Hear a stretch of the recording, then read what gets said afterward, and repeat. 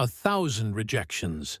Not an exact number, because nobody was counting, but for years this man heard no so many times that people later turned it into legend.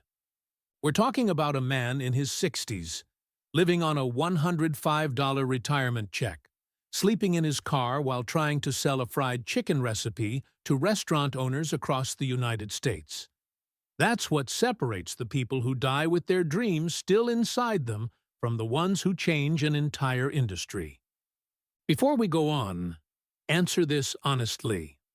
How many no's can you handle before you give up? 3? 10? Maybe you're tough and can take 50.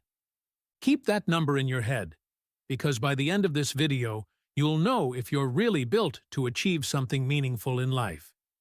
This is the real, documented story of KFC.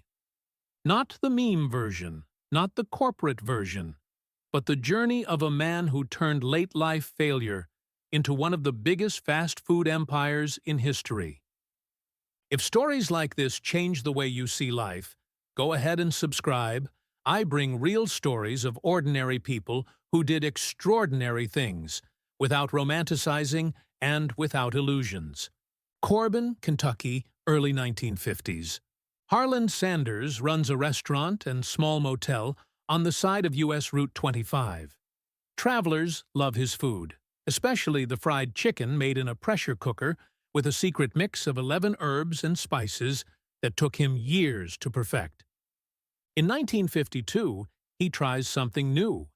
He teaches his recipe to his friend Pete Harmon, the owner of a restaurant in Salt Lake City. Harmon puts the dish on the menu, calls it Kentucky Fried Chicken, and sales explode.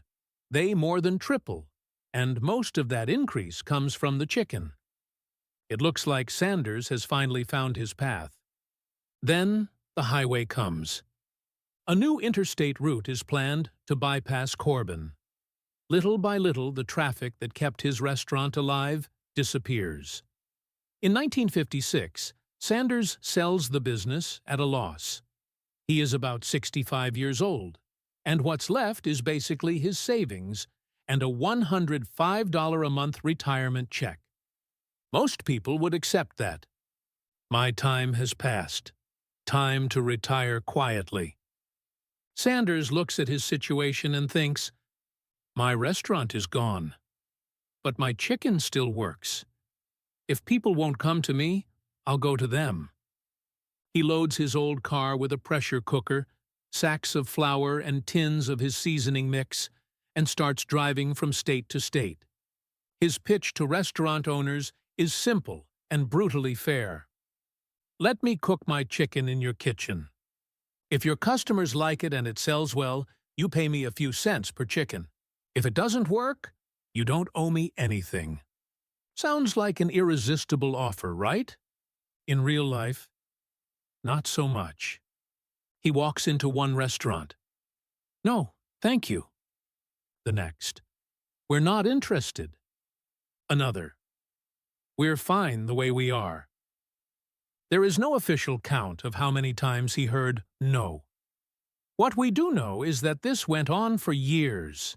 He drove thousands of kilometers, slept in the back seat of his car, lived on cheap meals, or on the very chicken he cooked as samples. And he kept knocking on door after door. This is the utterly unglamorous part that memes ignore. The long stretch where nothing seems to work, and the only thing that grows is your collection of rejections. Over time, Sanders changes. At the beginning, he's just a desperate man in his early 60s trying to save his life. After dozens, maybe hundreds of no's, he starts treating each rejection as information. Fancy restaurant with a famous chef? That's not his crowd.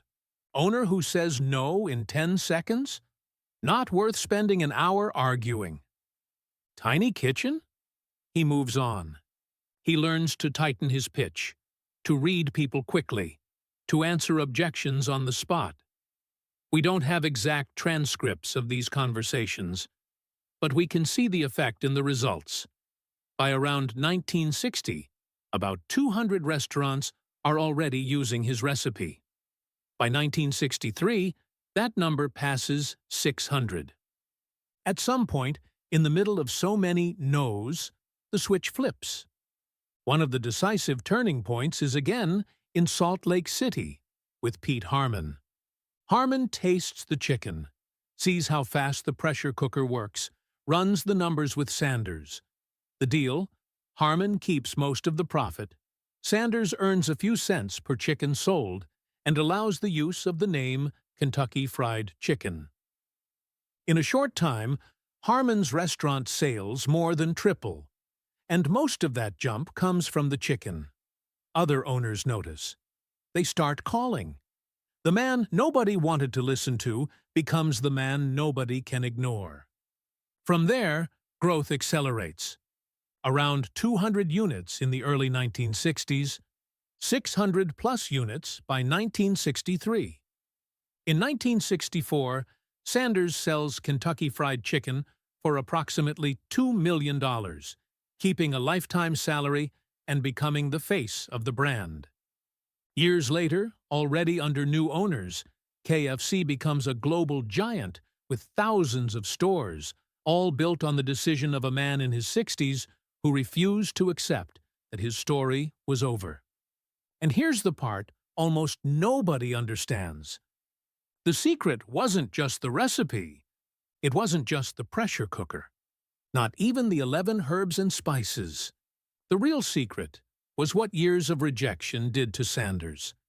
Rejection turned him into someone capable of continuing when almost everyone else would give up. It's not talent. It's not luck. It's tolerance to failure. And if this story just changed the way you see failure and time, go ahead and click subscribe.